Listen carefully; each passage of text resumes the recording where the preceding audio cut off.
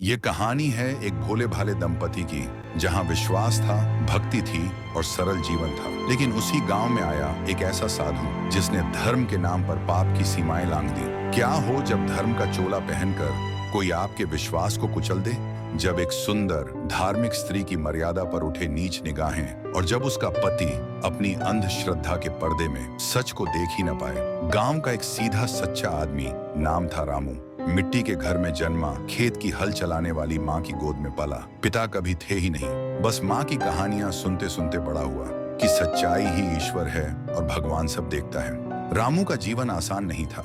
कभी खेत सूखा, कभी बारिश ने सब बर्बाद कर दिया, लेकिन वह हार मानना नहीं जानता था। उसकी सबसे बड़ी पूंजी थी उसकी भक्ति और मेहनत। रामू मंदिर की हर पूजा में सबसे पहले पहुंचता। गांव वाले उसकी धार्मिक लगन के कायल थे, परंतु धीरे धीरे यही भक्ति अंधश्रद्धा बनती चली गई। जो कोई भी साधु या बाबा गांव में आता, रामू उनके आगे सिर झुका देता, क्योंकि उसने सीखा था संतों का अपमान भगवान का अपमान है। सविता, रामू की पत्नी, गांव में जिसकी सुंदरता की चर्चा मंदिर से लेकर चबूतरे तक होती थी, पर उसकी सुंदरता से कहीं अधिक प्रभावशाली थी उसकी आस्था, गरिमा और आत्मबल। वो रोज मंदिर में दीप जलाती थी, पर सबसे पहले अपने घर के चूल्हे को जलाने की कोशिश करती थी। उसने गरीबी देखी थी, लेकिन उसे कभी अपने आत्मसम्मान पर हावी नहीं होने दिया। सविता पढ़ी लिखी नहीं थी, लेकिन समझदार थी। वो जानती थी कि हर भगवा कपड़ा पहनने वाला साधु नहीं होता और हर भभूत लगाने वाला ईश्वर का दूत नहीं होता। रामू की अंधश्रद्धा को वो कभी टोकती नहीं थी, बस मुस्कुरा कर देखती थी। एक दिन जब तुम्हें सच दिखेगा ना रामू,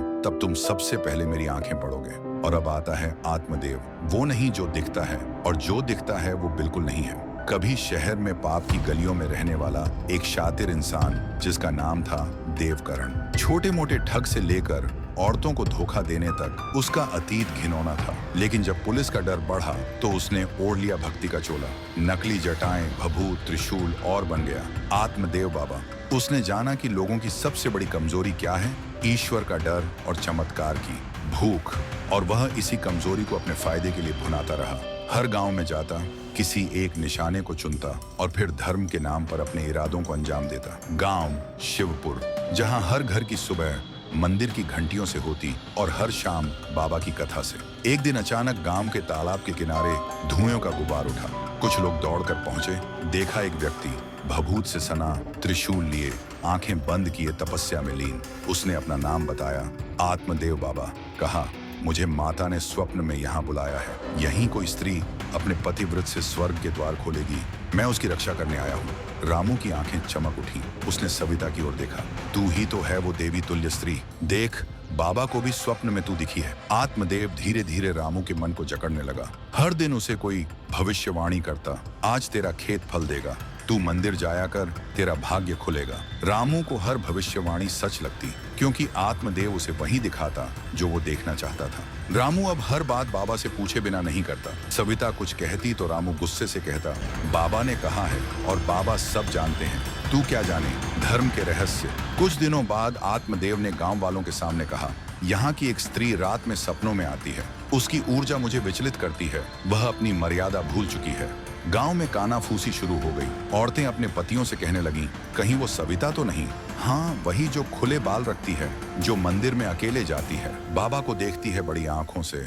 अब रामू के मन में भी सवाल उभरने लगे। क्या सच में गांव की महिलाएं उसे देखकर सिर फेर लेती, और रामू जो कभी उसकी आंखों में ईश्वर देखता था, अब बाबा के शब्दों को भगवान मान बैठा था। एक रात जब गांव के मंदिर में भजन का आयोजन था और सब वहीं थे, सविता अकेली घर पर थी, दीप जलाए रामू की राह देख रही थी। तभी दरवाजे पर दस्तक हुई। दरवाजा खोला, सामने खड़ा था आत्मदेव। उसकी आंखों में अब वो दिव्यता नहीं थी जो रामू को दिखती थी। वहां थी वासना की लपटें, अहंकार की आग और चेहरा एक शिकारी का। सावित्री समान स्त्री। उसने कहा, तू तो वो शक्ति है जिसे छूकर भी मोक्ष मिलता है। ईश्वर तुझसे प्रसन्न है। तू मेरे साथ आधी रात का ध्यान कर, तेरे पति का भाग्य बदल दूंगा। सविता को अब कोई भ्रम नहीं था। ये बाबा नहीं, एक भेड़ की खाल में भेड़िया है। पर उसने दरवाजा नहीं बंद किया। उसने मुस्कुराकर कहा, आप जैसा कहें बाबा, मैं तैयार हो जाऊं। आत्मदेव चौंका, लेकिन मुस्कुरा दिया। आज रात्रि को मंदिर के पीछे आना, ध्यान वहीं होगा। सविता ने सिर झुका दिया और वहीं से शुरू हुई उसकी योजना। उसी रात रामू मंदिर से लौटते समय अकेले में आत्मदेव को अपने आंगन से निकलते देखता है। उसे झटका लगता है। वो पूछता है, बाबा, इस वक्त आत्मदेव हंसता है, तेरी पत्नी बहुत पुण्यवती है, उसे कुछ दिव्य मंत्र देने आए थे। रामू हंसा नहीं, उसकी आंखों में पहली बार शक की चिंगारी जली। सविता आत्मदेव की कही जगह पहुंची, मंदिर के पीछे का अंधेरा हिस्सा जहां दूर दूर तक कोई नहीं था। आत्मदेव पहले से मौजूद था, रुद्राक्ष पहने मगर आंखों में पाप। जैसे ही वह सविता के पास बढ़ा, एक जोरदार दीपक उसके सिर पर पड़ा।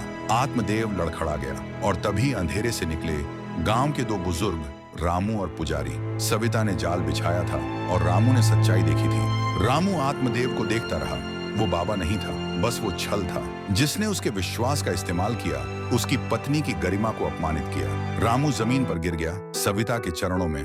मैंने तुझसे आंखें चुराई, पर तू तो सच में देवी निकली। गांव के पंचों ने सर्वसम्मति से निर्णय सुनाया, जिसने धर्म का वस्त्र पहनकर अधर्म किया, वह अब समाज से बहिष्कृत होगा।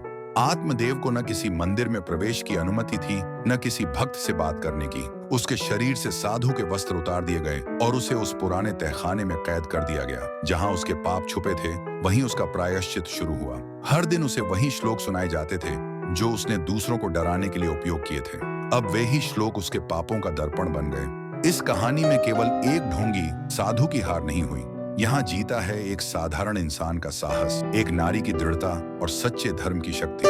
याद रखिए, अंधविश्वास वहां पनपता है जहां सवाल पूछना बंद हो जाए, और शोषण वहीं होता है जहां चुप्पी स्वीकार बन जाए। अपने जीवन में भी सत्य को पहचानिए, आवाज उठाइए और हर उस आत्मदेव से बचिए जो धर्म की आड़ में अधर्म करता है। अगर ये कहानी आपके दिल को छू गई हो तो इसे लाइक कीजिए, अपनों के साथ शेयर कीजिए और ऐसी सच्ची और प्रेरक कहानियों के लिए हमारे चैनल को सब्सक्राइब कीजिए।